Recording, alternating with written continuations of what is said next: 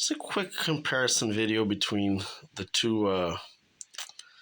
They're called anyways, I don't know exactly what, I don't remember off the top of my head what these gears are called, but they're the ones that actually go into the front differential. And this is the original one on the truck.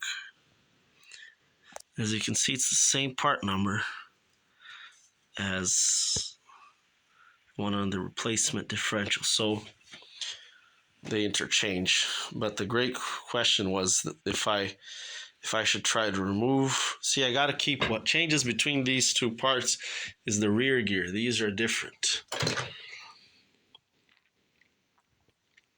Therefore, got different number of teeth, I think, and therefore different gear ratios.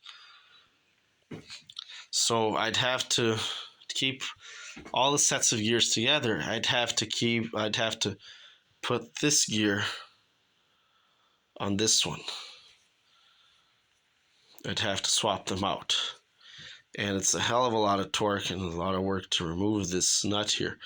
If I were to have done this, I would have had to have done it while it was on the differential, because then the differential would lock it, would hold it. So right now this whole thing is just going to spin if I put the impact on it. So you can see it just spins freely. So, but I don't think we'll have a problem.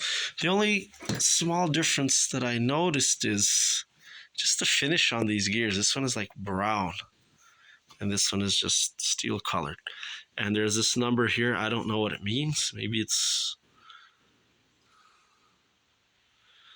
manufacturer's mark. I don't know.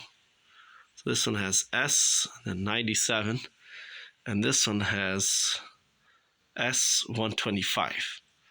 So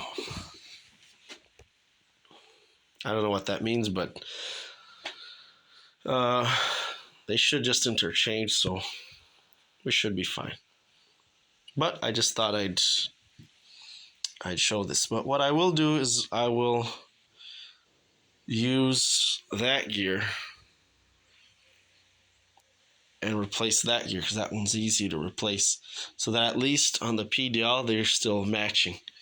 The only difference will be here. And if anything were to go wrong, well, I still have a spare set of these gears, so we'll be fine.